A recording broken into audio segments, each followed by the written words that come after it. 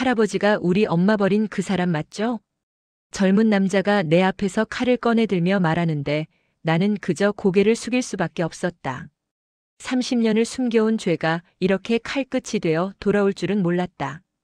이제 와서 뭐라고 변명하겠어. 하지만 나에게는 마지막으로 보여줘야 할 것이 하나 남아 있었다. 1977년 12월 24일 밤 11시. 나는 갓 태어난 딸을 품에 안고 명동 교회 앞에 서 있었다.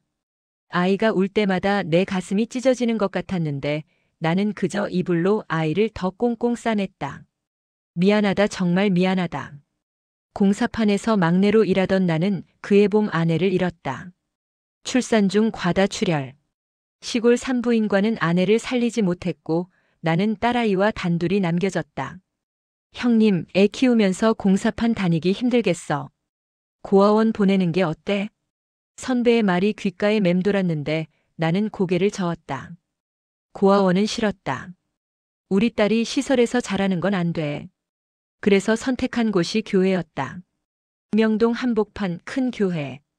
여기라면 누군가 금방 발견할 거고 좋은 집으로 입양될 거라 믿었다. 아빠가 못났어. 너를 지켜줄 힘이 없어서. 나는 떨리는 손으로 아이 이불 속에 쪽지 하나를 넣었다. 이 아이 이름은 지은입니다. 제발 잘 키워주세요. 그게 내가 쓸 수 있는 전부였다.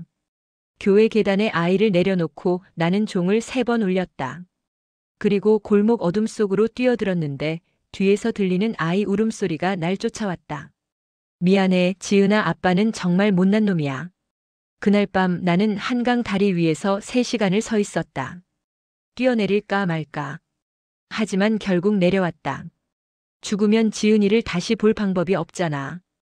2025년 3월 15일. 서울대병원 진료실에서 의사가 CT 사진을 가리키며 말했다. 폐암 3기입니다. 6개월에서 1년 정도 남으셨어요. 나는 고개를 끄덕였다. 알겠습니다. 담담하게 대답했는데 사실 예상하고 있었다. 30년간 하루 2갑씩 피운 담뱃값이 이렇게 돌아온 거였다. 병원을 나와 집으로 돌아오는 길에 나는 반지하 방문을 열며 한숨을 쉬었다. 이제 정리할 시간이구나. 방 한쪽 구석 녹슨 철제 서랍장을 열었다. 그 안에는 노란 봉투 하나가 숨겨져 있었는데 봉투 안에는 사진 47장이 들어있었다. 1978년부터 2024년까지. 나는 매년 한 번씩 딸 지은이를 몰래 찾아가 사진을 찍어왔다. 첫 번째 사진, 명동 교회 유치원 입학식. 하얀 원피스를 입고 활짝 웃는 5살 지은이.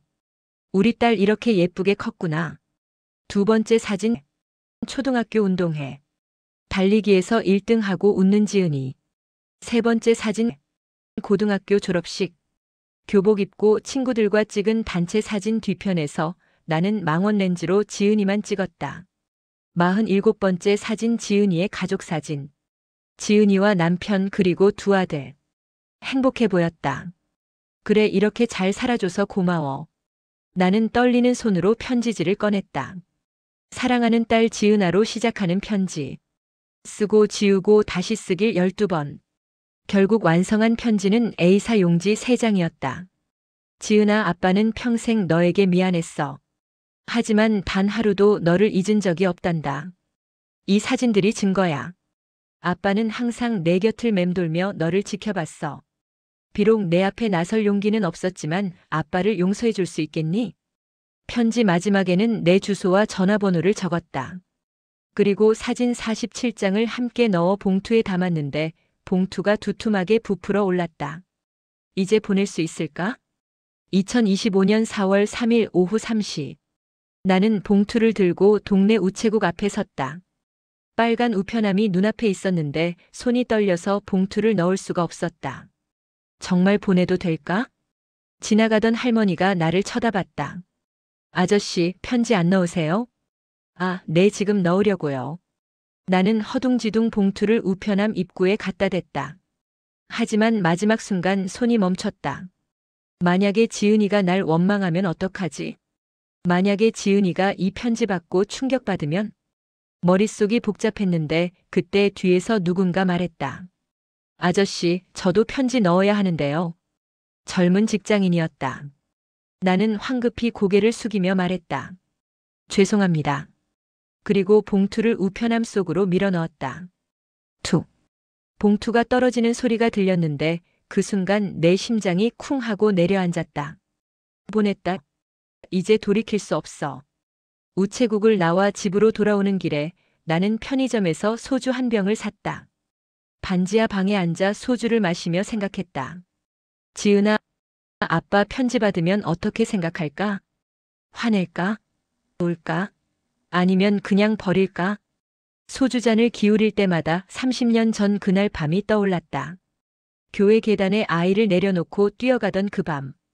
그때 도망치지 말고 그냥 안고 있었어야 했는데. 하지만 이미 늦었다. 편지는 발송됐고 나는 그저 기다릴 수밖에 없었다. 2025년 4월 10일 오후 7시. 똑똑똑. 방문 두드리는 소리에 나는 깜짝 놀라 일어났다. 누구지? 이 시간에? 문을 열자 20대 중반쯤 돼 보이는 남자가 서 있었다.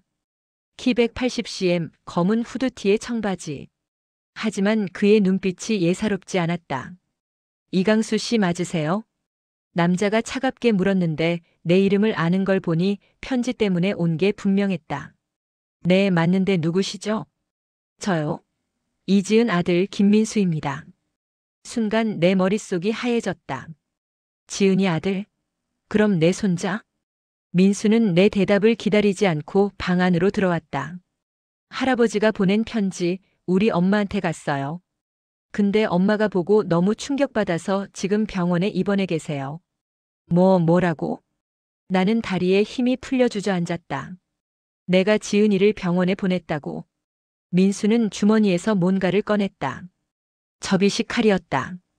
칼날이 형광등 불빛에 반짝였는데 내 등줄기에 식은땀이 흘렀다. 할아버지가 우리 엄마 버린 그 사람 맞죠? 민수의 목소리가 떨렸다. 분노와 슬픔이 섞인 목소리였다. 엄마는 평생 친부모 얼굴도 모르고 살았어요. 입양 가정에서 자랐지만 항상 외로워했어요. 그런 엄마한테 갑자기 이런 편지를 보내면 어떡해요? 나는 아무 말도 할 수 없었다. 내가 잘못했어. 민수가 한 걸음 다가왔다. 할아버지, 지금이라도 사과할 생각 있으세요? 아니면 그냥 도망칠 생각이세요? 칼끝이 내 가슴 앞 30cm까지 다가왔는데 나는 눈을 감았다. 이게 내가 받아야 할 벌이구나. 민수의 숨소리가 거칠어졌다. 대답해보세요. 왜 우리 엄마를 버렸어요? 나는 천천히 눈을 떴다. 그리고 무릎을 꿇었다. 미안하다. 정말 미안하다. 목이 메어 말이 제대로 나오지 않았는데 눈물이 주르륵 흘러내렸다. 나는 내 엄마를 버린 게 아니야. 지킬 수 없어서 보낸 거야.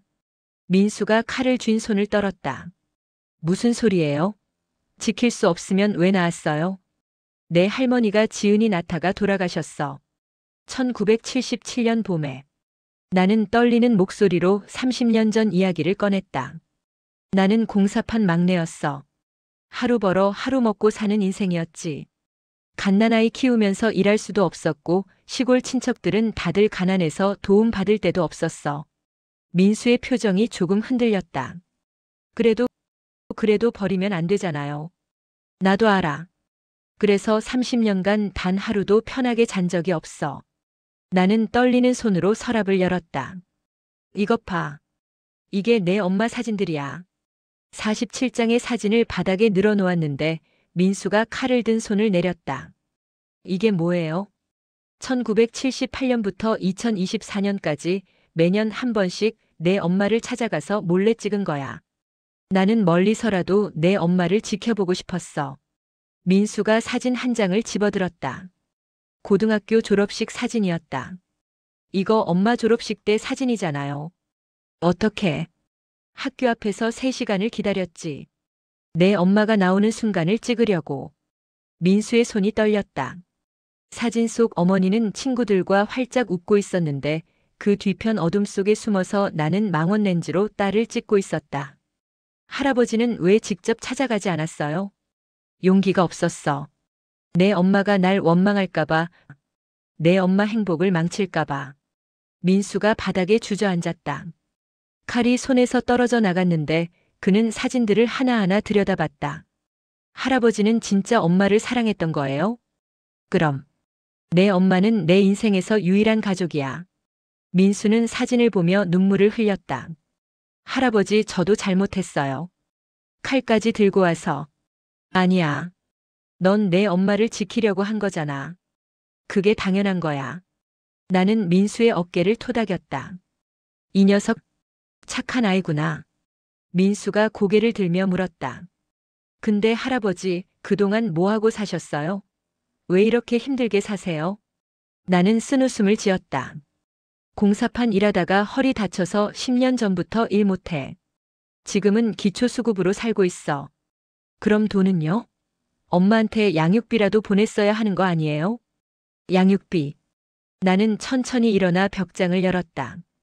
그 안에는 낡은 가방 하나가 숨겨져 있었는데 가방을 꺼내 민수 앞에 놓았다. 이거 열어봐. 민수가 가방 지퍼를 열었다. 그 안에는 은행 통장 한 권이 들어있었다. 이게 뭐예요? 30년간 모은 돈이야. 3억 2천만 원. 민수가 숨을 멈췄다. 3억 2천만 원이요? 응.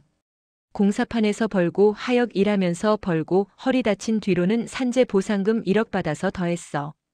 단 한 푼도 안 쓰고. 민수의 손이 떨렸다. 산재 보상금 1억이요? 그래. 철근 3톤이 내 허리를 짓눌렀거든. 수술만 4번 했어. 회사에서 합의금으로 준 거야. 그 돈으로 치료라도 제대로 받으셨어야죠.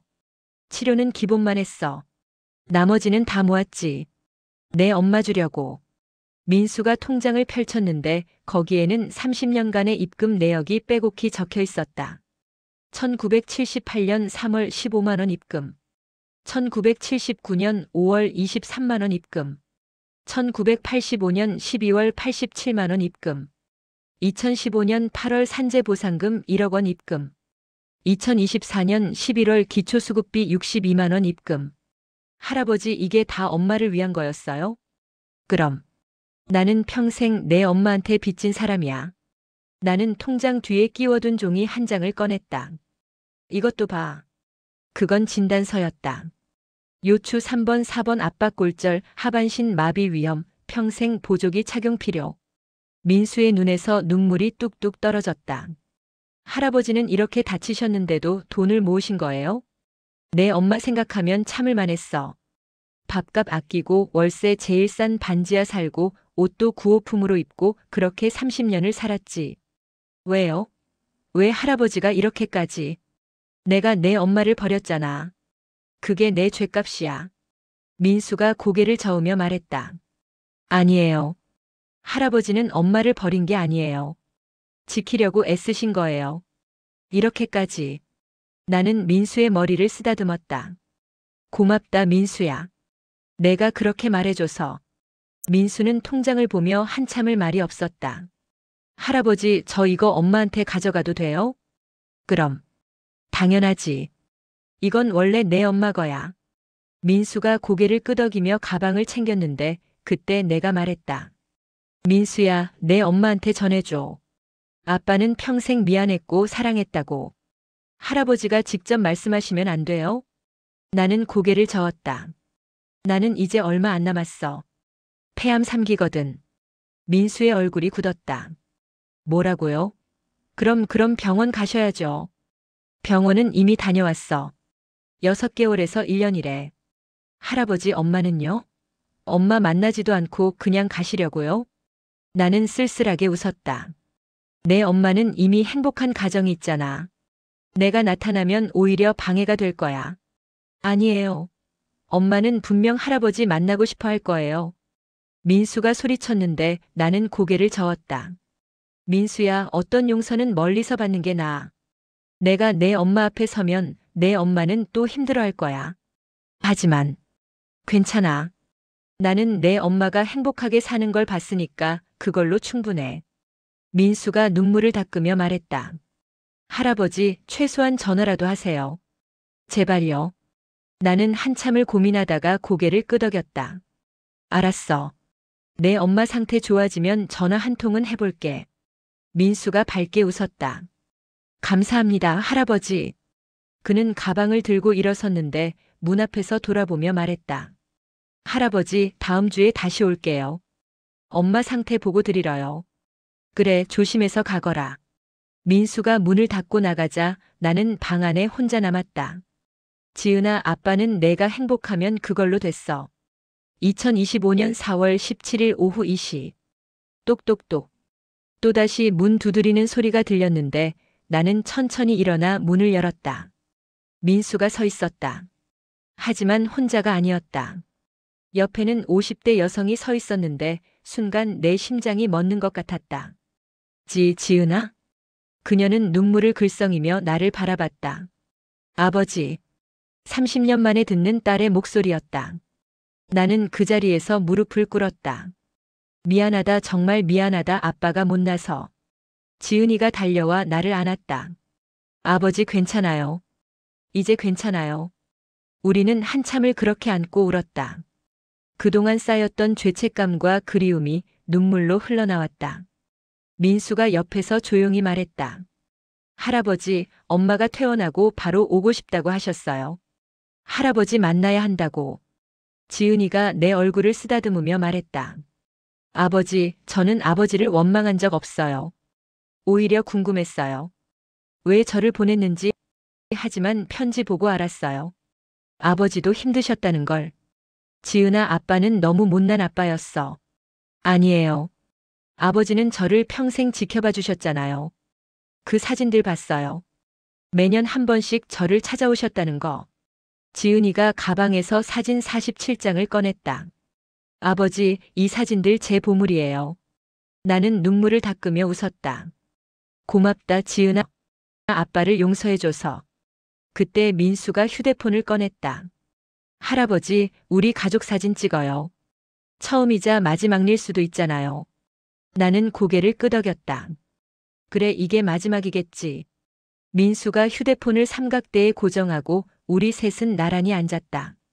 카메라 타이머가 삐 소리를 내며 카운트다운을 시작했는데 지은이가 내 손을 꼭 잡았다. 아버지, 웃으세요. 나는 30년 만에 진짜 웃음을 지었다. 찰칵.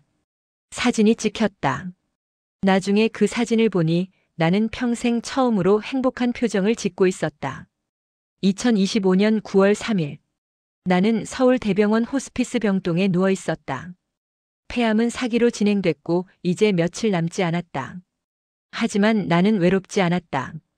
지은이와 민수, 그리고 민수 동생까지 우리 가족은 매일 나를 찾아왔다. 아버지, 오늘 죽 끓여왔어요. 지은이가 따뜻한 죽을 떠먹여줬는데 나는 겨우 몇 숟가락 삼킬 수 있었다. 고맙다, 지은아. 아버지, 우리 다음 생에는 꼭 처음부터 함께 살아요. 그래, 다음 생에는 아빠가 잘할게. 민수가 내 손을 잡으며 말했다. 할아버지 덕분에 우리 가족 다시 만났어요. 감사해요. 아니야, 내가 고맙지. 나는 눈을 감았다. 이제 편히 갈 수 있겠어. 그날 밤 11시 47분. 나는 딸과 손자들이 지켜보는 가운데 조용히 눈을 감았다. 마지막 순간. 계속. 마지막 순간 내 머릿속에는 1977년 그날 밤이 떠올랐다. 교회 계단에 아이를 내려놓고 뛰어갔던 그 밤. 하지만 이번에는 달랐다. 지은아, 아빠는 이제 후회 없어. 지은이가 내 손을 꼭 쥐고 있는 게 느껴졌는데 그 따뜻함이 온몸으로 퍼졌다. 아버지 사랑해요. 딸의 목소리가 아득히 들렸다. 나도 사랑한다. 그리고 나는 깊은 어둠 속으로 빠져들었다. 장례식은 조촐하게 치러졌다. 지은이와 민수 그리고 몇몇 옛 동료들이 참석했는데 영정 사진은 우리 가족 사진 중에서 골랐다. 사진 속 나는 평생 처음으로 환하게 웃고 있었다. 아버지, 편히 쉬세요. 지은이가 영정 앞에 절을 했다. 민수는 관 안에 할아버지가 평생 모은 사진 47장을 함께 넣었다. 할아버지, 이 사진들 천국에서도 보세요. 우리 엄마가 얼마나 예쁘게 컸는지. 어느 화창한 봄날, 지은이는 명동 교회 앞에 섰다. 바로 그 계단. 48년 전 아버지가 자신을 내려놓았던 그 자리였다. 엄마, 여기가 그 장소예요? 민수가 옆에서 물었는데 지은이는 고개를 끄덕였다. 응. 아버지 편지에 적혀 있었어. 지은이는 가방에서 액자 하나를 꺼냈다. 우리 가족 사진이 들어있는 액자였다. 아버지, 저 잘 살고 있어요. 아버지 덕분에 저는 좋은 가정에 입양돼서 행복하게 자랐어요. 그리고 이제는 아버지를 용서했어요. 바람이 불어왔는데 지은이의 머리카락이 날렸다. 아버지가 저를 지켜봐 주신 30년 저도 이제 알아요. 그게 사랑이었다는 걸. 민수가 엄마 어깨를 감싸며 말했다. 엄마, 할아버지 분명 천국에서 웃고 계실 거예요. 그래, 우리 아버지는 이제 편히 쉬고 계실 거야. 지은이는 액자를 가슴에 안았다. 그리고 조용히 기도했다. 아버지, 다음 생에는 꼭 처음부터 함께해요. 그때는 제가 아버지 손 꼭 잡고 놓지 않을게요. 교회 종이 울렸다. 땡, 땡, 땡. 48년 전 그날 밤과 똑같은 종소리였다. 하지만 이번에는 누구도 도망치지 않았다. 지은이와 민수는 손을 꼭 잡고 함께 교회를 걸어 나왔다. 햇살이 그들을 비췄는데 그 빛 속에서 지은이는 아버지의 목소리를 들은 것 같았다. 고맙다, 지은아, 아빠를 용서해줘서. 어떤 사랑은 멀리서 지켜보는 것입니다. 어떤 용서는 30년이 걸립니다. 하지만 진심은 언젠가 반드시 전해집니다. 여러분, 이 이야기가 마음에 와닿으셨나요? 댓글로 여러분의 생각을 들려주세요. 나라면 지은이처럼 용서할 수 있었을까? 나라면 강수처럼 30년을 기다릴 수 있었을까? 구독 버튼을 눌러주시면 다음 주에는 더 감동적인 이야기로 찾아뵙겠습니다. 오늘도 시청해주셔서 감사합니다. 여러분 모두 사랑하는 사람들과 후회 없는 시간 보내시길 바랍니다.